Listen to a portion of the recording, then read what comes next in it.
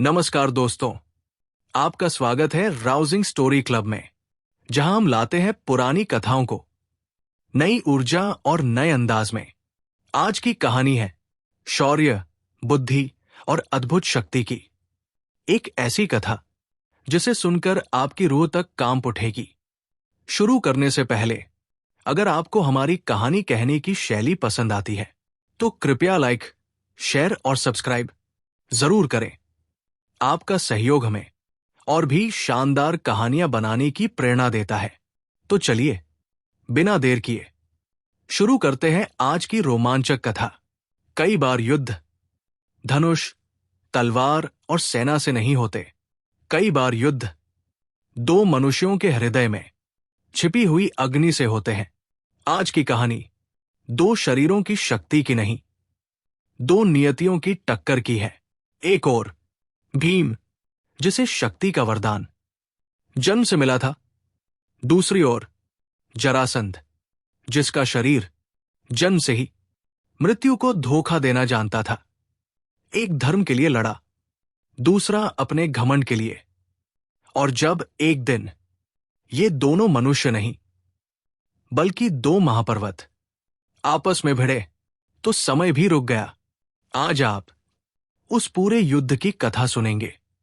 वो कथा जो शायद इतनी विस्तार से आपने पहले कभी न सुनी हो। उस समय भारत कई राज्यों में बंटा था।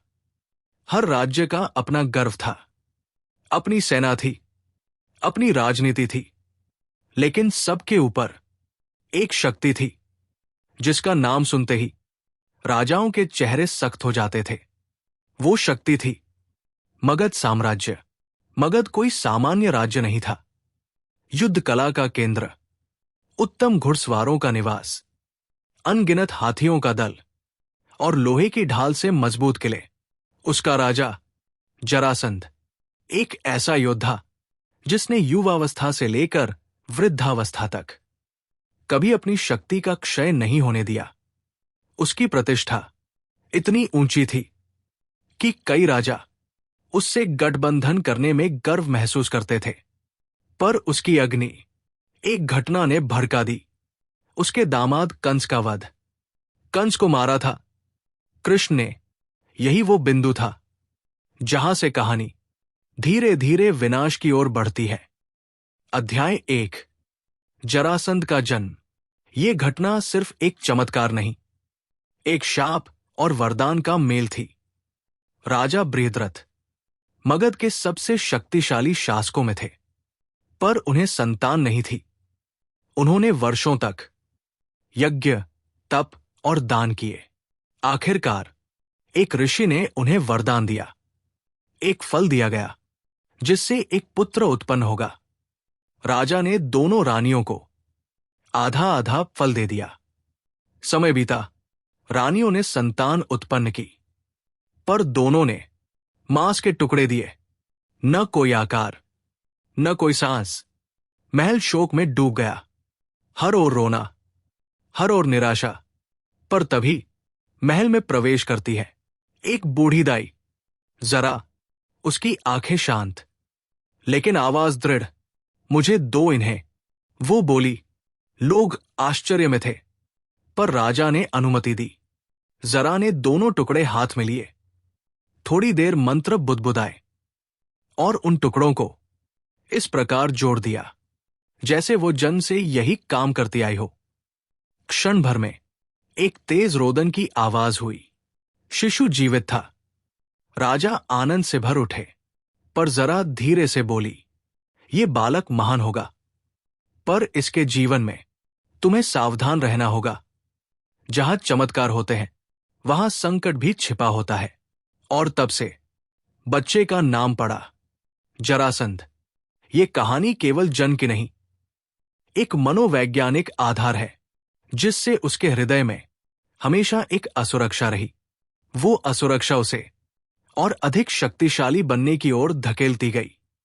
कुछ उसे प्रेम करते थे, कई उससे डरते थे, पर एक बात स्पष्ट थी, वो असाधारण था। जैसे जैसे वो बड़ा हुआ, उसकी शक्ति भी बढ़ती गई। उसने युद्ध कला सीखी, हथियारों का अभ्यास किया, घुड़सवारी में निपुण हुआ और एक एक कर आसपास के राज्यों को पराजित किया। उसकी सेना एक ऐसा दल जो अनुशासन और भय दोनों से चलता था। राजाओं को चुनौती देना उसके लिए खेल था। वो कहता, जो मेरे साथ है वो सुरक्षित है, जो नहीं है वो अस्तित्व खो देगा। यही नीति उसे धीरे धीरे एक अत्याचारी राजा की ओर ले गई। और फिर आई वो घटना जिसने उसके मन में विनाश की आग भड़का दी। कृष्ण द्वारा कंसवध। कंस का मृत्यु जरासंध के लिए किसी प्रिय व्यक्ति की मृत्यु नहीं थी, बल्कि उसके अभिमान की मृत्यु थी। उसने प्रतिज्ञा की, कृष्ण जब तक जीवित है मेरी प्रतिशोध की अग्नि शांत नहीं होगी। अध्याय 2, मथुरा और मगध का संघर्ष। 17 युद्ध। जरासंध और कृष्ण के बीच संघर्ष सिर्फ 2 राजाओं का युद्ध नहीं था, ये 2 विचारधाराओं की टक्कर थी। एक ओर जरासंध, जिसका मानना था कि शक्ति ही न्याय है। दूसरी ओर कृष्ण, जो मानते थे कि बुद्धि और धर्म ही स्थायी शक्ति है। जरासंध ने मथुरा पर 17 बार आक्रमण किया। हर बार कृष्ण और बलराम ने उसे हराया, पर जरासंध मरता नहीं था, इसलिए वापस जाकर नई सेना लेकर आता था।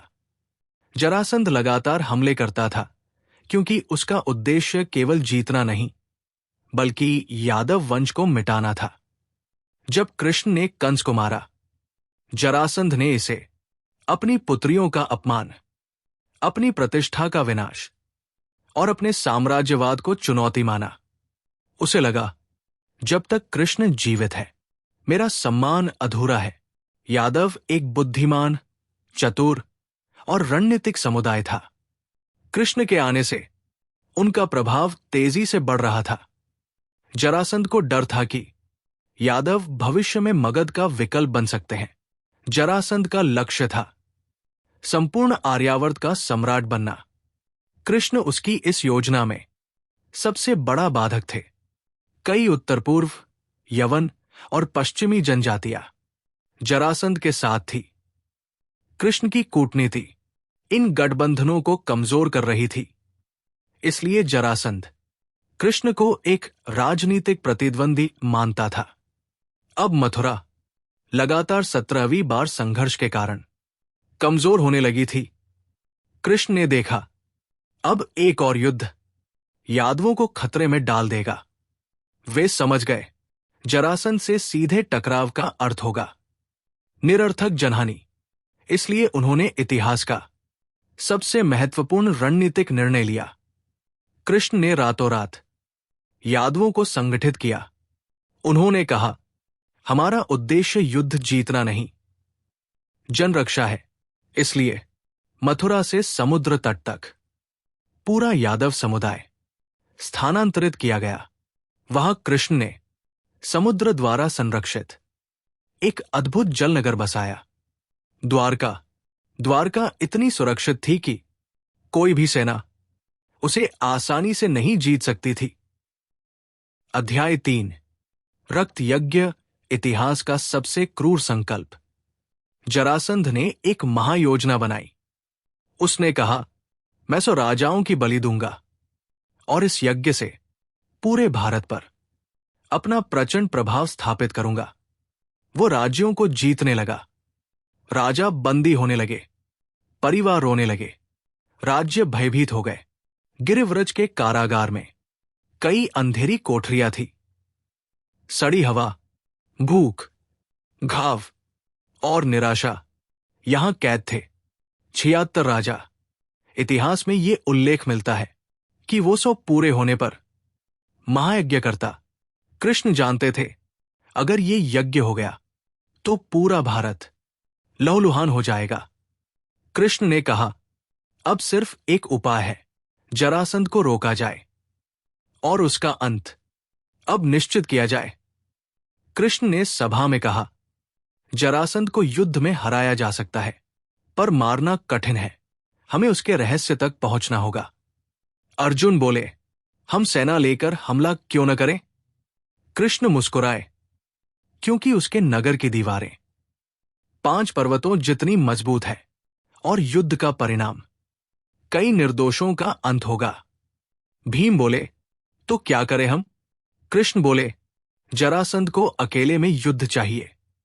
वो दंगल चाहता है, राजा किसी की तलवार से नहीं, दंगल में मारे जाने को अपनी प्रतिष्ठा मानता है। हम उसी अहंकार का उपयोग करेंगे। योजना बनाई गई। तीनों ब्राह्मणों का वेश धारण करेंगे। मगध में ब्राह्मणों को सर्वोच्च सम्मान मिलता था और ये तरीका शांतिपूर्ण भी था और रणनीतिक भी। यात्रा प्रारंभ हुई। घने जंगल, लंबा मार्ग, बहते झरने, पहाड़ों की ढलान और रास्ते में कई साधुओं से मुलाकात। रात को तारों भरा आकाश। अर्जुन अपने धनुष पर हाथ फेरते हुए बोले, कभी कभी लगता है कि बड़े युद्ध हमारे जीवन का हिस्सा है। कृष्ण ने कहा, युद्ध जीवन का हिस्सा नहीं, जीवन के निर्णय का परिणाम होता है। भीम हंस पड़े, मुझे तो बस जरासंध चाहिए। यात्रा कई दिनों तक चली। अंत गिरिव्रज की ऊंची दीवारें नजर आने लगी, धूप में चमकती चट्टानों की श्रृंखला किसी विशाल सिंह की तरह नगर की रक्षा कर रही थी। नगर में प्रवेश पर लोगों की नजरें तीनों पर टिक गई। उनका व्यक्तित्व साधुओं जैसा शांत, पर चाल में एक योद्धा का गर्व। लोग आपस में फुसफुसाते, ये कौन है? इनकी शक्ति कुछ अलग लगती है। राजा जरासंध अपने सिंहासन पर बैठा था। वो विशाल शरीर वाला, कठोर चेहरे वाला और तेजस्वी आंखों वाला व्यक्ति था। तीनों को देखकर उसने कहा, स्वागत है ब्राह्मणों, पर तुम्हारे शरीर तपस्वियों जैसे नहीं लगते। कृष्ण ने शांत स्वर में कहा, हम अपने उद्देश्य से तुम्हारे पास आए हैं। जरासंध खड़ा हुआ, कहो क्या चाहते हो? कृष्ण बोले, हम युद्ध की चुनौती देने आए हैं। सभा स्तब्ध। भिक्षु युद्ध करेंगे? जरासंध चिल्लाया। कृष्ण ने वेश त्याग कर कहा, हम योद्धा हैं, धोखा नहीं। जरासंध दहाड़ा। कृष्ण, भीम आगे बढ़े। राजा, दंगल तुम्हें चाहिए था, मैं तैयार हूं। जरासंध ने भीम को देखा। वो मुस्कुराया, ये शरीर मेरी बराबरी का लगता है। और उसने घोषणा की, कल सुबह दंगल होगा। सभा में उत्साह, लोगों में रोमांच। इतिहास की सबसे बड़ी लड़ाई नियत हो चुकी थी। अध्याय 4, महादंगल। सुबह होते ही अखाड़ा भर गया। दोनों योद्धा एक दूसरे के सामने खड़े थे। भीम ने कहा, आज तेरे अन्याय का पहला दिन खत्म होगा। जरासंध बोला, और आज मेरी शक्ति का पहला स्वाद पाओगे। दोनों ने एक दूसरे को पकड़ा, इतनी जोर से कि हवा में घर्षण की आवाज आई। भीम ने पहला वार किया। जरासंध मुड़ा और भीम को उठाकर पीछे फेंक दिया। दिन भर दोनों ने कई बार एक दूसरे को पटक कर धरती को हिला दिया। भीम हंसते हुए बोले, तुम बूढ़े हो रहे हो। जरासंध बोला, और तुम थकने लगे हो। दोनों ने एक दूसरे को कंधे पर उठाकर घंटों तक युद्ध किया। शहर में लोग कहने लगे, ऐसा दंगल हमने कभी नहीं देखा। कई लोग डरते थे, जरासंध अगर हार गया तो मगध का क्या होगा? कुछ कहते, भीम को हारना नहीं चाहिए, वो धर्म का पक्षधर है। अखाड़े में दोनों की सांसों की आवाज दूर तक सुनाई देती थी। अब दोनों के शरीर पर घाव दिखने लगे थे। भीम का कंधा लाल हो चुका था। जरासंध की कोहनी कट गई थी, पर न ब्रेक न विश्राम। कृष्ण देखते थे, ध्यान से, हर क्षण का निरीक्षण करते हुए। जरासंध बोला, तुम थक चुके हो भीम। भीम मुस्कुराए, मैं थक जाऊंगा, पर मैं हारूंगा नहीं। अब लड़ाई शारीरिक से ज्यादा मनोवैज्ञानिक हो चुकी थी। दोनों जान चुके थे, दूसरा आसानी से नहीं टूटेगा। अब भीम ने अपनी असली शक्ति दिखानी शुरू की। उन्होंने पहाड़ जैसा प्रहार किया। जरासंध पीछे की ओर गिरा, पर तुरंत उठ खड़ा हुआ। अखाड़े की रेत खून से लाल हो चुकी थी। लोग कहते, ये दो मनुष्य नहीं, दो महादानव हैं। अब युद्ध अंत के निकट था। कृष्ण समझ चुके थे, शरीर स्वयं टूटकर फिर जुड़ जाएगा। इसलिए उन्होंने टहनी उठाई, दो हिस्सों में तोड़ा और दोनों भाग उलट कर रखे।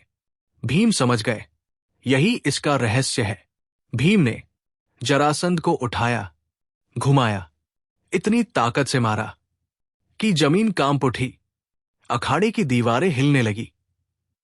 फिर भीम ने एक ही झटके में उसे दो हिस्सों में बांट दिया।